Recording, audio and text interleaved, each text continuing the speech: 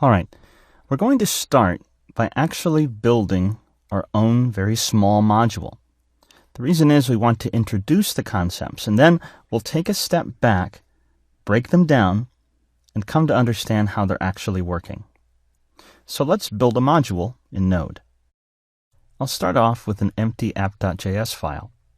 And this time I'm going to add a second file, another .js file. I'll just call it greet.js, and I'll just sit it in the same folder at the same level as my app.js file. My greet file will be my first module. That is my first set of JavaScript code designed to be independent from the other code and yet working in tandem with it. Something I can reuse, something I can use in other Node programs, and it's a way for me to keep my code structured, a way to make it more easy to manage as it grows, and even for other developers who are coming in perhaps new to the same project, to make it easier for them to understand and find where the code is. So this greet.js file will be my first module, and I'm just going to have it console.log hello. Very simple. And here's my app.js file. Now let's go ahead over to my command prompt, and I'm going to run app.js. Now what do you think is going to happen? Well, greet.js is in the same folder, but that doesn't matter, because all I'm doing is pointing Node at app.js and telling it to run it. I haven't pulled my module into my app.js file. In order to do that, I'm going to use a function that Node makes available inside its JavaScript core. The function is called require.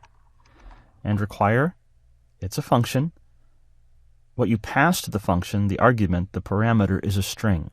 And the string contains the location or the name of the module that you wish to import, or that is use here in this app.js file. So in one JS file, you can require another. And the term require makes sense. I need this. I require this in my app. So please, Node, go get this module for me. So I'll make a string. I've made my own module, and we'll see more of this later. So I need to tell Node where it is, essentially.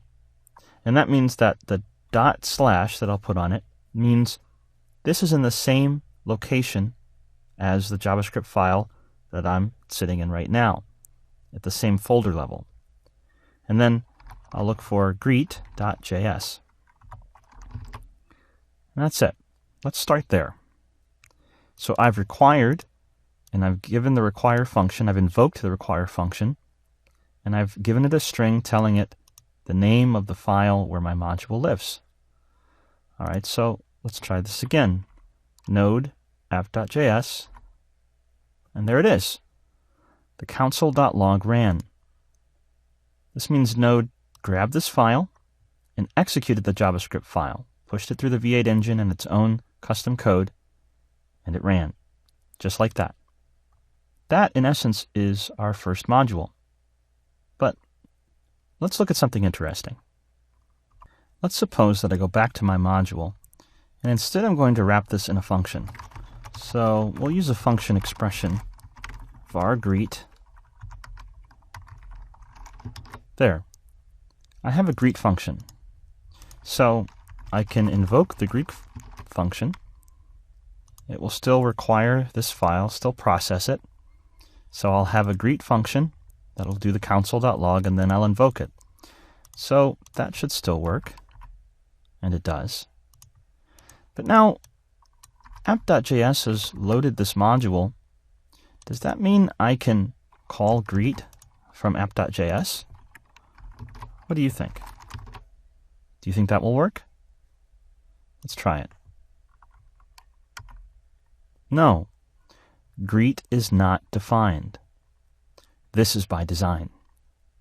Remember we said that a module should not only encapsulate code, but it should make sure that the code that's in the module doesn't accidentally or unintentionally affect the rest of the code in the application. The code inside greet.js is protected. app.js doesn't simply have access to it unless I want it to. It can't go get its variables, its functions, its objects. We would have to explicitly make that available, and we'll see how. But for starters, this is a good thing. I could declare a variable in this JS file and a different variable in a different JS file of the same name, and they won't collide with each other. They won't overwrite each other. The module is self-contained. Now, what if I did want to make greet, the greet function, available to app.js? How could I do that? Well, Node.js provides a way to do this. In my module, I can simply type module.exports. This is a special variable, a special object, a special place to put things that I want to make available to anything else that uses this module. And only the things I attach to this will be made available. So I choose what becomes available outside of my module for use. So I could simply say equals greet, for example. Now, this module is exposing the greet function. It's making it available for use outside of the module. So how can I use this in my app.js file? Well, I can actually set a variable equal to the results of the function.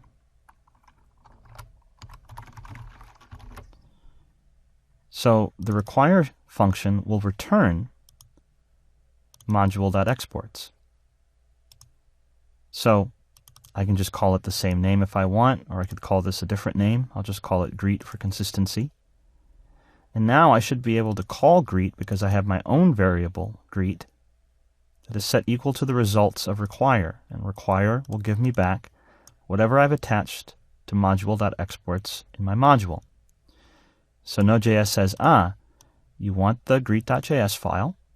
It runs it, and then gives me back whatever I've attached to this special phrase, module.exports. I've attached this greet function, so that will get set there. Remember, functions are first class, so I can set them equal to a variable and then invoke the function using that variable name. So if I run this, it works. Hello. So I exposed the greet function in the module and then used what was exposed by getting the value from the require function. It's pretty interesting, isn't it? What's also kind of neat is that I can actually remove this .js extension. Node.js's require function is smart enough to know that if I'm asking for a module, it most likely is a JavaScript file, because this is Node.js we're talking about. So I could run this, and it still works. It knew that when I said greet, I actually meant greet.js. So I can just ignore or leave off the .js extension. It isn't necessary. So you might be asking yourself, well, where did require and module.exports, where did those come from? Well, they're defined inside that JavaScript core. But then you might ask, well, how did they become available to my JavaScript files? And how is it that the module protects my variables, my code, that I don't have access to them outside the module unless I explicitly expose it with module.exports? Well, actually, there's a few variables going on. Let's go ahead and go into the module, and I'll run it with a breakpoint here at module.exports. Let's launch it. There. Now I want you to notice something. Here are all the variables available to me right now. Obviously, there's the greet function. I created that. But there's also module, require, exports, dir name, file name. Where did those come from? The this variable always is set up and available to me, but that's the V8 JavaScript engine.